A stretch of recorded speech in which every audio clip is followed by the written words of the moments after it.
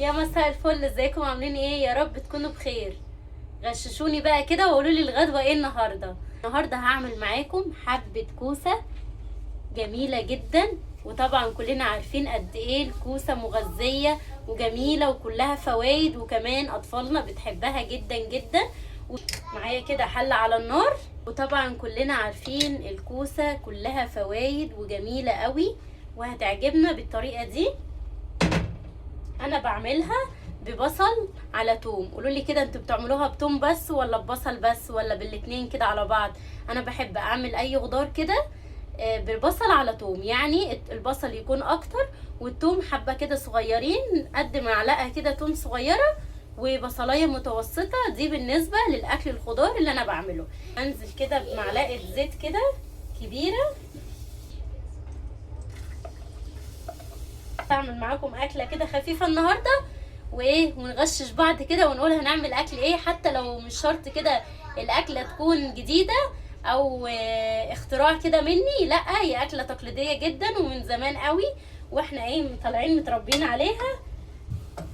قولوا لي بقى كده لحد دلوقتي كده مخلصين كام ازازه زيت؟ قد كده ما البصله كده تاخد اللون الذهبي الجميل ده، هقول لكم ايه تقولوا لي ايه رايكم في المخلل ده مخلل لفت على فكره. انا كنت عامله طريقته على الصفحه، لو حابين تدخلوا تشوفوا طريقته.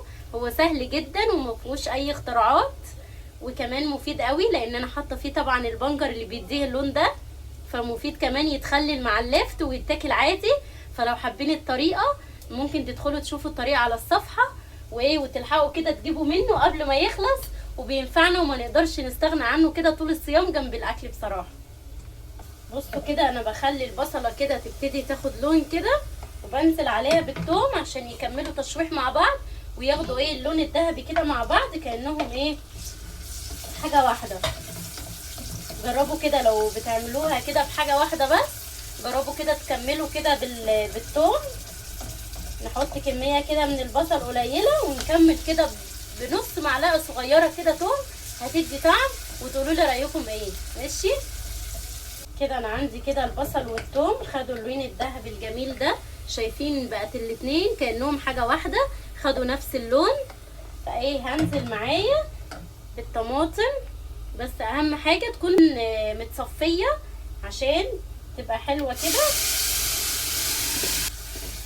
وهحط لها الملح واسيبها تتسبك خالص. انا عارفه كلنا ستات شاطرين وبنعرف نعمل الكوسه، بس الهدف من الفيديو او الهدف ان انا اعمل كوسه زي ما قلت لكم قبل كده، ان انا كل يوم هحاول على قد ما اقدر انزل لكم وصفه او طريقه او فكره. طبعا ادام ايه في كوسه كده لحد ما تستوي هعمل معاكم حبه رز بشعريه كده. وعايزه اقول لكم الكوبايه الخطيره دي اللي مجربهاش بجد فايته كتير، جميله جدا في غسل الرز. بنضف الرز الاول لو في حاجه وبعد كده بغسله بيها، بتبقى جميله جدا ومش بتنزل الرز وبتصفي الميه ولا رزايه واحده بتقع منها. بجد خطيره جدا. يبقى هاتوها كده وجربوها، هي سعرها مش غالي بصراحه، هي رخيصه جدا وكمان جميله قوي. حبه الشعريه واعمل كده حبه الرز لحد ما الكوسه تستوي. رز الشعريه كده هتاخد اللون الذهبي الجميل ده، هنزل عليها بالرز مغسول.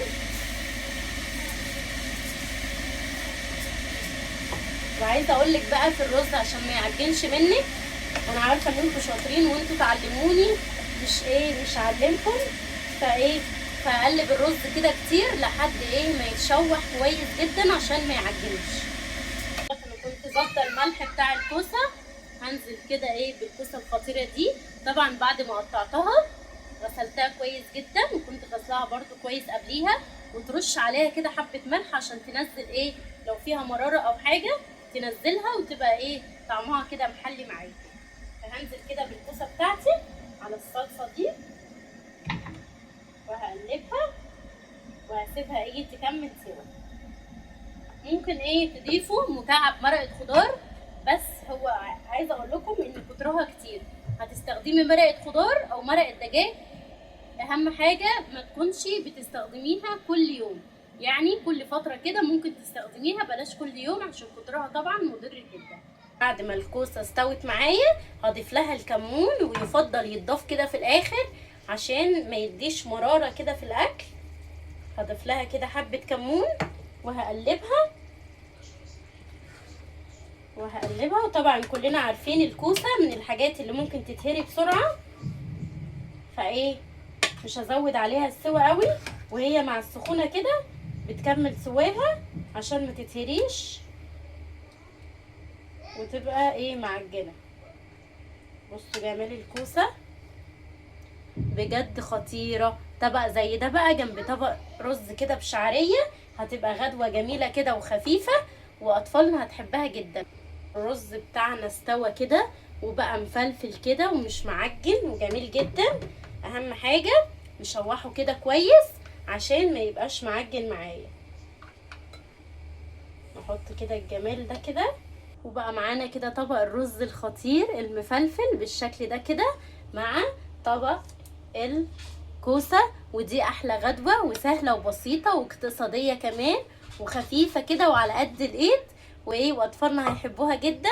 ما تنسوش بقى لو اول مره تشوفوني تدعموني بلايك وكومنت. شكرا ليكم.